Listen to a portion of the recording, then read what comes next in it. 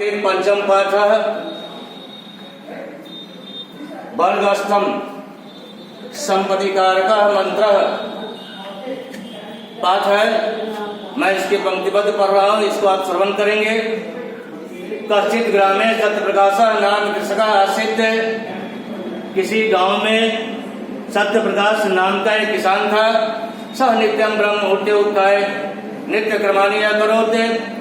और वह प्रतिदिन ब्रह्म मुहूर्त वेला में उठकर अपना जो नित्य कर्म था वह करते थे। तथा पशुभ्यः घासम अयच्छत्। और उसके बाद वह पशुओं के लिए घास देते थे।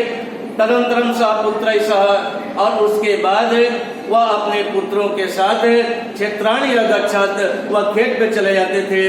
तत् सः कठिनम श्रमम अकरोत्।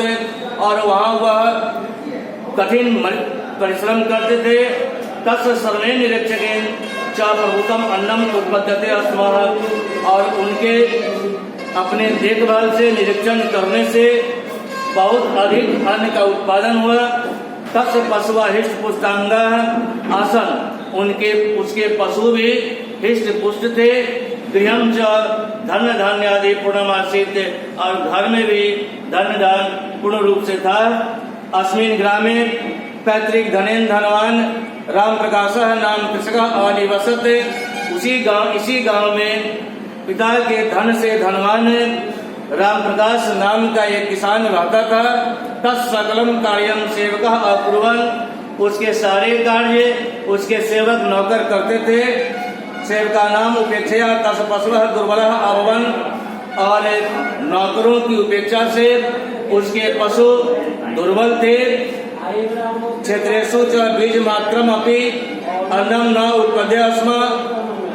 क्षेत्र में भी बीज मात्रम अपि अन्नम न उत्पद्य। बीज मात्र यानी कम बीज डालने के कारण उसमें उत्पादन भी नहीं हो रहा था।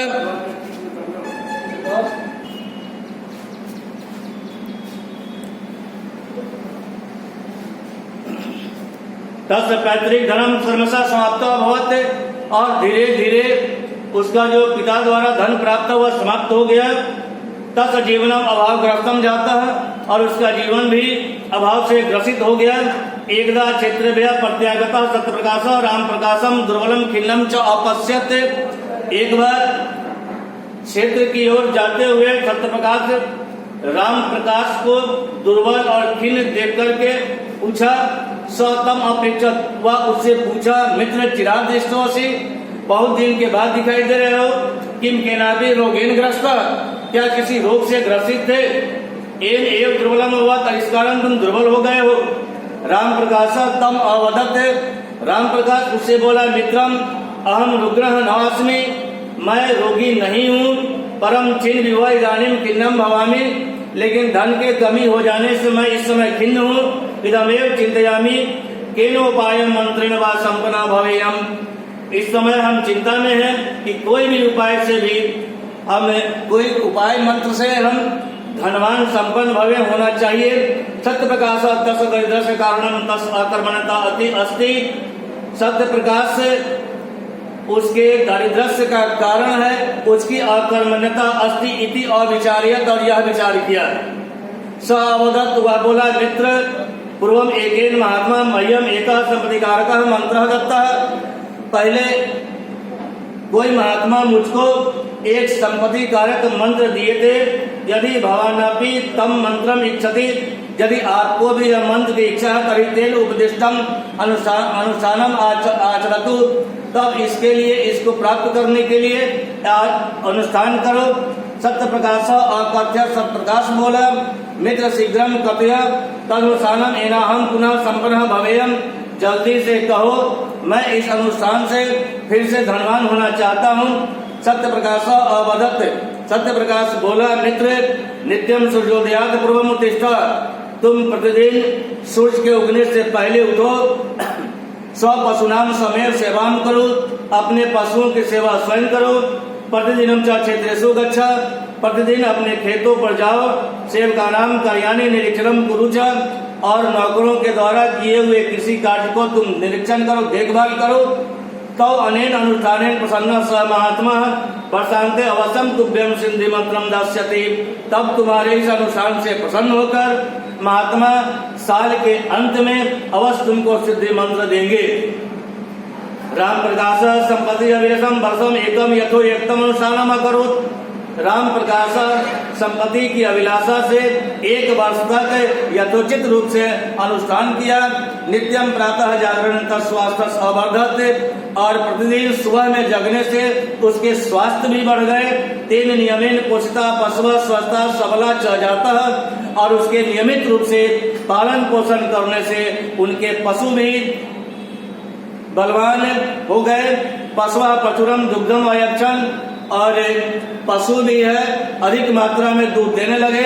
10 सेवका अपनी कृषि कार्य संलग्न हुआ थे, और उसके नौकर भी कृषि कार्य में संलग्न हो गए।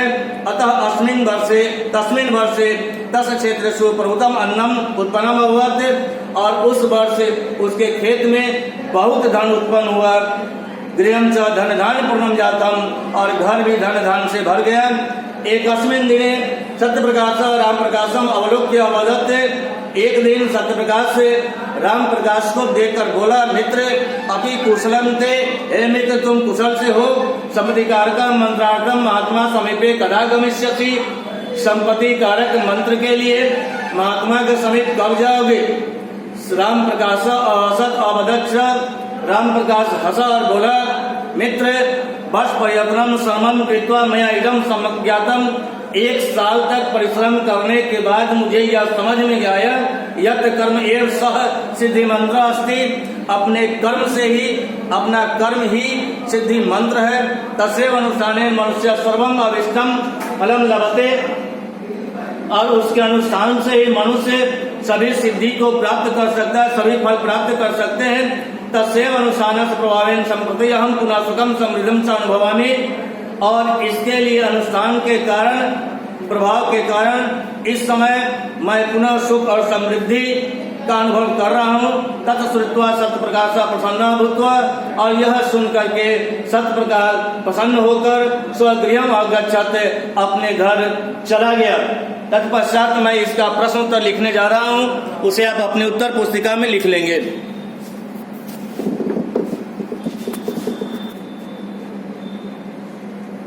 अब इस अध्याय का एक पद में जो उत्तर लिखना है, उसके प्रश्न उत्तर क्रमशः ऊपर लिखा हुआ है। क में परिश्रमी कृषक पुत्र सह पुत्र गच्छत्। उत्तर है क्षेत्राणि। सत्य प्रकाश पशु कीदृशा आसन हृष्ट पुष्टांग। ग में पैतृक धनेन धनवान क आसीत्। राम प्रकाश से पशु कीदृशा आसन दुर्बल। अंग में राम प्रकाश दारिद्र्य की में कारण आश्रित और कर्मण्यता। इसके बाद इसका पूर्ण वाक्य में जो उत्तर लिखना है वो भी लिख रहा हूं।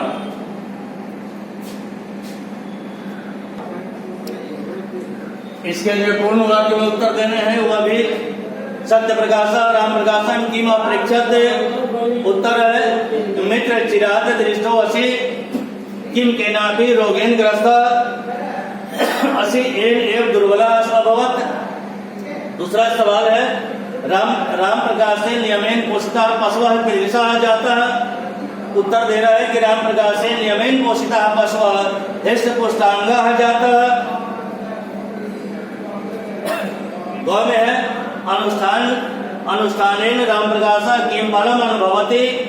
उत्तर दे रहा है कि अनुष्ठानेन राम प्रकाश सुखम फलम अनुभवति। और अंतिम 5वां है सिद्धि मंत्रम किमस्ति सम्यक कार्यम क्रियेते। अपना काम करना चाहिए, ये सिद्धि मंत्रम अस्ति, और यही सिद्धि मंत्र है। और इस प्रकार इस अध्याय के एक पद वाला उत्तर, पूर्ण वाक्य वाला उत्तर दोनों समाप्त है। दोनों आप अपने विशुद्ध उत्तर पुस्तिका में अंकित कर लेंगे तथा उसे याद करेंगे। धन्यवाद।